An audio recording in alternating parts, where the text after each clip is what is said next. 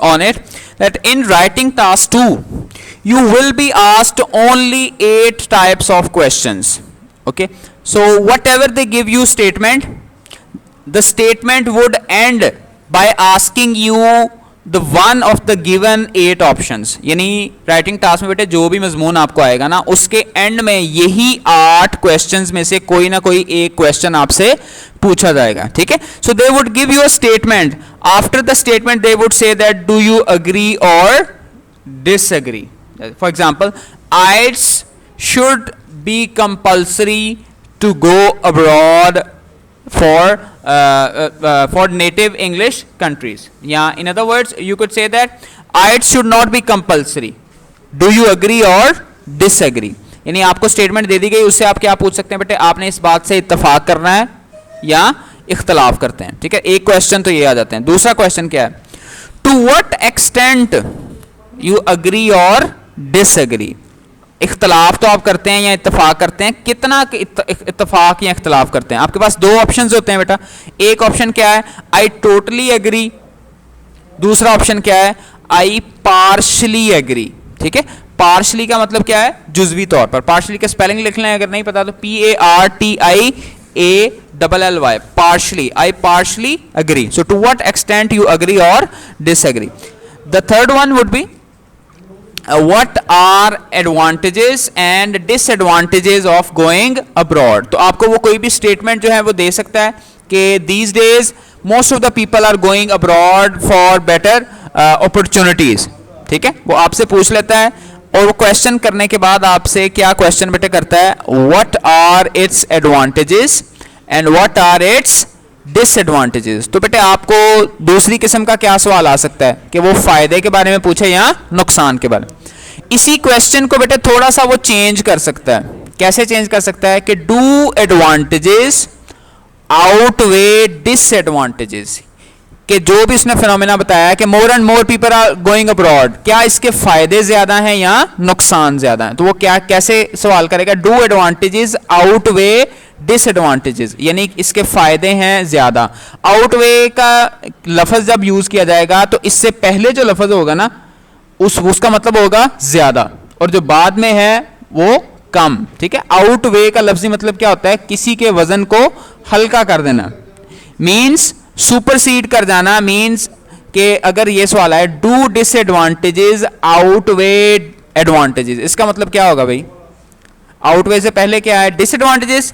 इसमें वो आपसे पूछ रहा है क्या इसके नुकसानात ज्यादा हैं किससे, फायदे से. ठीक है, तो बेटे ये जो आपके सामने 4 सवाल आए हैं इनको आप समझ लें 2 सवाल हैं कि एक तो या तो एग्री डिसएग्री वाला सवाल आएगा या दूसरा क्या आएगा, एडवांटेजेस और डिसएडवांटेजेस. ठीक है, फिर तीसरी किस्म कह लें या टोटल, अगर ये मैंने बिल्कुल एज इट इज अल्फाज आपके सामने लिख दिए. 5वां बेटे सवाल क्या है, डिस्कस बोथ द व्यूज और and give your own opinion. बेटे आपको ये वो ऑप्शन दे सकता है कि आपने कोई भी सिचुएशन है उसके बारे में दोनों व्यूज जो हैं वो बता दिए. ठीक है, जैसे मिसाल के तौर पर computer, some people say that computer education should be compulsory from pre nursery, while others thinks that we should introduce technology after 14 years of education. ठीक है, तो अब आपसे सवाल क्या होगा, discuss both the views and give your own opinion. कि भाई कुछ कहते हैं कि भाई शुरू से ही बच्चे को टेक्नोलॉजी सिखाओ, कुछ कहते हैं कि नहीं भाई कि जो सिलिकॉन वैली के अंदर भी लोग रहते हैं वो अपने बच्चों को टेक्नोलॉजी से दूर रखते हैं. जो गूगल में काम कर रहे हैं, जो पैसे कमा रहे हैं, वहां पे बैन है भाई, 12 साल से पहले आपने वो अपने बच्चों को टेक्नोलॉजी नहीं दे रहे. अब आपने क्या बताना है कि इन दोनों व्यूज को आपने डिस्कस करना है और अपना ओपिनियन देना है. तो इसमें बेटा क्या तरीका इख्तियार करना पड़ता है कि पहले आप दोनों के वकील बन जाते हैं, यानी एक साइड लेनी है कि जो कहते हैं बचपन में टेक्नोलॉजी इंट्रोड्यूस करवाएं, उसके दलाइल देंगे. फिर आपने दूसरों की तरफ जो कहते हैं कि नहीं बच्चे बड़े हो जाएं तो फिर आप दलाइल देंगे. फिर एंड पे ये 2 तरह से बेटा सवाल आता है. बाज क्वेश्चन यहां पर ही खत्म कर देता है, क्या, डिस्कस बोथ द व्यूज. अगर उसने ये कहा और डिस्कस बोथ द व्यूज, बस दोनों व्यूज आप डिस्कस कर दें, अपना व्यू आपने देना है तो आप फिर भी थोड़ा बहुत दे सकते हैं, अदरवाइज जरूरी नहीं है. लेकिन अगर उसने कहा हो and give your own opinion, फिर क्या मतलब है, फिर आपने सिर्फ वकील ही नहीं बनते रहना, पहले इसके वकील फिर उसके वकील, बल्कि आपने एंड पे जज साहब भी बनना है। यानी फिर आपने अपनी राय देनी है कि आपके ख्याल में दोनों में से किसके दलाइल जो हैं वो मजबूत हैं, या आपका क्या जो जाती नुक्ता है नजर है। ठीक है बेटा, तीन किस्म के हो गए ना मजमून, कि कईयों में आपसे पूछता है स्टेटमेंट देके कि आप एग्री डिसएग्री करते हैं, कईयों में पूछता है कि भाई इसके फायदे नुकसान क्या है, और कईयों में ये पूछता है कि भाई दोनों की राय को तुम डिस्कस करो और अपनी राय भी बताओ।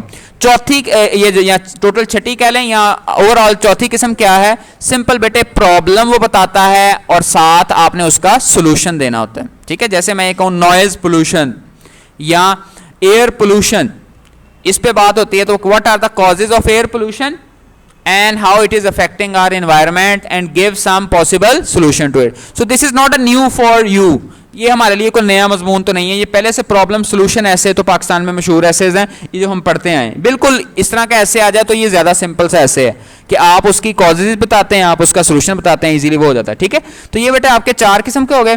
पांचवा जो है वो इस तरह से आ सकता है, is it a positive development और negative development? बेटे they talk about any phenomena that is being popular these days. जैसे मैं ये कहूँ बेटे everyone is using social media these days. Is it a positive development or negative? तो आप ये कह रहे हैं कि ये जो क्वेश्चन है खुफिया सा वही सवाल है, किसके फायदे ज्यादा हैं किसके नुकसान।